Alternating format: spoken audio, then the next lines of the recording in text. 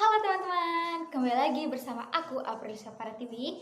Di video ini aku akan ngasih sedikit informasi buat kalian tentang psikologi pendidikan agama Buddha. Penasaran? Check it out! Nah, jadi aku akan ngebahas 4 kasus, dimana 4 kasus ini harus aku kasih tanggapan dan solusi. Nah, penasaran? Yuk kita ke videonya.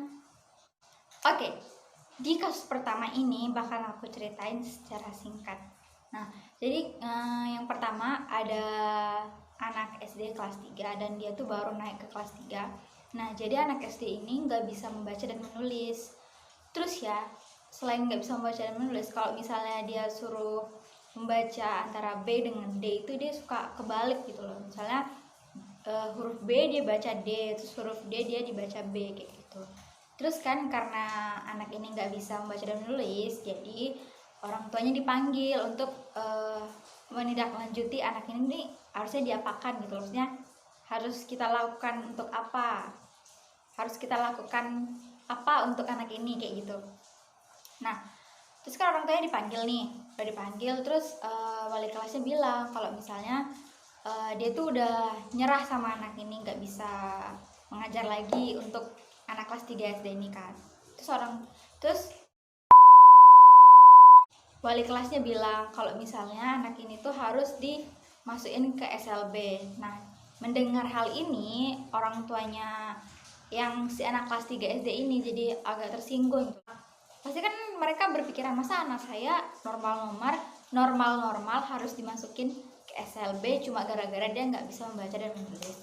Nah, jadi karena orang tuanya tersinggung sama perkataan wali kelasnya, jadi wali kelasnya ini berkonsultasi sama kepala sekolah, meminta pendapat dari kepala sekolah harus diapakan anak ini gitu loh. Nah, jadi sudah ada kepala sekolah, wali kelas dan wali murid anak ini, mereka mengadakan ya berdiskusi, kami harus melakukan apa gitu kan. Terus udah berdiskusi ya, hasil diskusinya ya anak ini tetap dilanjutkan ke kelas 3, terus ya tidak jadi dikeluarkan, tidak jadi masuk SLB.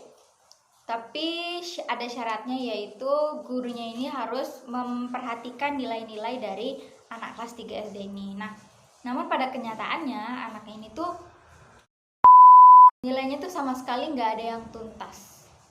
Bahkan untuk sebatas KKM aja itu nilainya nggak nyampe gitu loh. Nah, untuk tanggapan aku dan solusi aku pada kasus pertama ini yaitu, kan kita tahu sendiri ya, buat teman-teman yang pernah ngebantu orang tuanya buat menyekolahkan adiknya, kalau misalnya kita mau masuk SD itu kan pasti ada ujian membaca dan menulis ya. Nah, yang jadi pertanyaannya itu, kenapa waktu saat ujian membaca dan menulis sebelum masuk ke SD, anak ini tuh diluluskan, sementara kan persyaratan untuk masuk SD itu bisa membaca dan menulis. Lah, anak yang kelas 3 SD ini sudah 3 tahun di SD dan dia masih nggak bisa membaca dan menulis. Menurut aku sih ini kesalahan dari pihak sekolahnya ya, karena meluluskan anak yang tidak bisa membaca dan menulis. Nah, solusi yang bisa aku kasih dari kasus pertama ini yaitu mungkin dari gurunya mungkin dia bisa ngasih pelajaran tambahan ketika pulang sekolah, atau mungkin di hari libur ya bisa datang ke rumah si anak ini supaya membantu bisa membaca dan menulis. Nah, kalau misalnya dari orang tuanya, mungkin dia bisa mengeleskan anak ini supaya bisa membaca dan menulis. Nah, kan perkembangan zaman sekarang itu udah maju ya, udah banyak juga les-les yang membuka les membaca dan menulis. Oke guys, kita masuk ke kasus kedua. Nah, kasus kedua ini ada satu guru. Nah, jadi satu gurunya ini tuh udah tua banget. Bahkan dia udah mau pensiun. Kalau pensiun kan umurnya berarti 59 tahun. Nah, jadi masa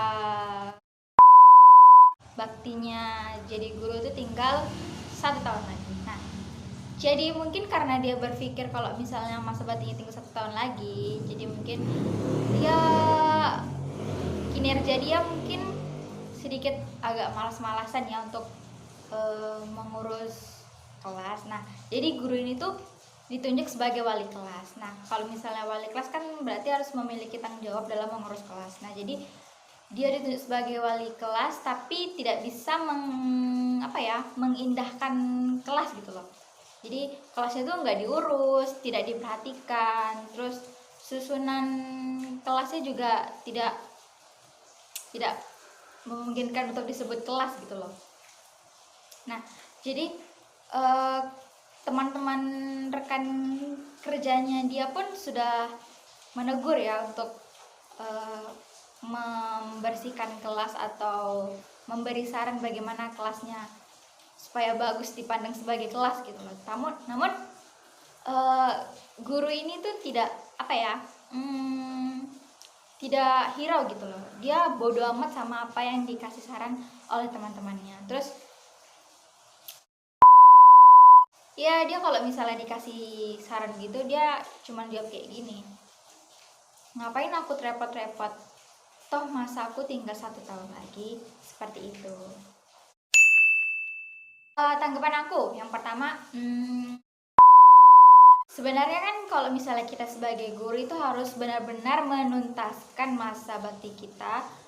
Kalau misalnya kan guru kan pensiunnya 60 tahun, nah dia 59 tahun, masih ada 1 tahun lagi. Nah 1 tahunnya ini memang harus benar-benar ia selesaikan sesuai dengan kewajibannya sebagai guru dan wali kelas gitu loh, seperti itu. Nah yang kedua, solusi aku dari guru ini mungkin dari pihak sekolahnya ya. Kalau dari pihak sekolahnya mungkin bisa mengganti guru yang muda untuk sebagai wali kelas. Jadi yang menjadi wali kelas tuh jangan guru-guru yang sudah tua yang akan pensiun ya. Mungkin bisa diganti dengan guru yang muda, dan guru muda ini juga mendapatkan manfaat, itu mendapatkan tambahan pengalaman dalam mengajar atau menjadi wali kelas, seperti itu.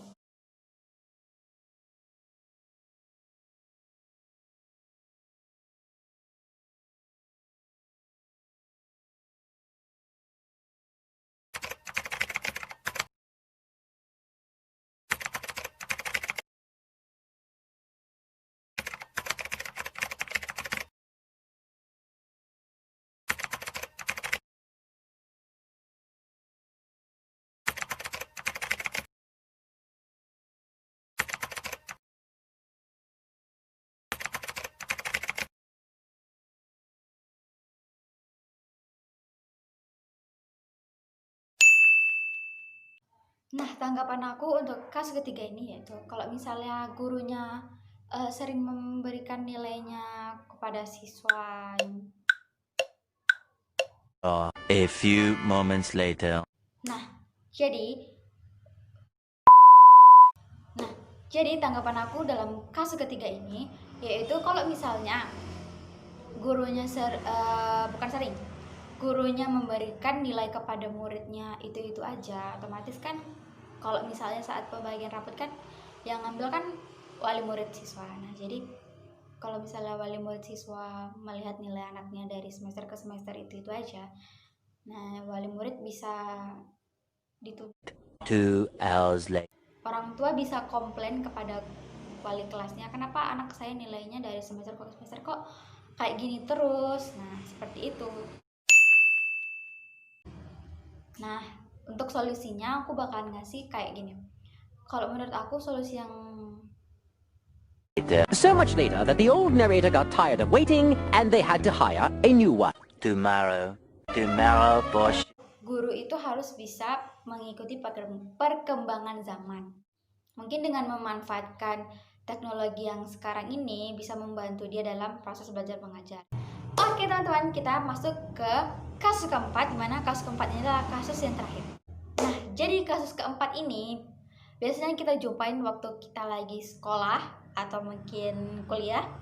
Jadi ada salah satu guru yang kalau misalnya ngajar itu ngajarnya itu cuman pakai satu metode, yaitu metode ceramah ya kan. Dan kita tuh udah bosen banget pastinya dengan metode ceramah ini, karena yang kita lakukan cuma dengerin doang tanpa diberi kesempatan untuk bertanya gitu loh. Nah jadi kalau aku sih ya, kalau dengerin metode ceramah ini ya pasti bosen lah ya, gabut banget dan gak asik dalam pelajarannya. Nah, udah gurunya ngebosenin, pelajaran juga bikin males, kita yang ngikutin pelajaran juga ogah-ogahannya buat dengerin gurunya. Nah, terus gurunya ini juga gak mau gitu loh ngebuat media pembelajaran supaya murid-muridnya itu paham apa yang diajarkannya. Padahal dengan media pembelajaran itu malah bisa memudahkan muridnya supaya memahami materi apa yang disampaikan saat proses pembelajaran. Nah, tanggapan dan solusi yang bakalan aku kasih ke kasus keempat ini yaitu seperti yang di kasus sebelumnya, aku juga bilang kalau misalnya guru tuh memang harus mengikuti perkembangan zaman ya, supaya proses pembelajaran ini tidak sangat membosankan dan tidak monoton itu doang. Jadi guru harus banyak-banyak belajar melalui internet atau Google. Bagaimana sih supaya proses pembelajaran ini sangat menyenangkan dan bisa memudahkan siswa memahami materi yang akan disampaikan. Nah, contohnya membuat media pembelajaran itu sudah banyak tutorialnya yang ada di internet, dan guru ini bisa mengikuti salah satu tutorialnya supaya proses pembelajarannya menjadi menyenangkan. Aku juga dapat saran dari orang tuaku, kalau misalnya saat proses pembelajaran itu ada supervisi. Nah, supervisi ini dimana salah satu guru senior ini menilai salah satu guru yang akan mengajar di kelas. Nah, jadi supervisi ini berguna sebagai penilaian untuk guru yang mengajar di kelas ini, bagian mana sih yang harus aku perbaiki dalam proses pembelajaran. Seperti itu. Dan teman-teman, itu tadi penjelasan singkat mengenai psikologi pendidikan agama Buddha. Semoga video ini membantu teman-teman semua. Thanks for watching. See you!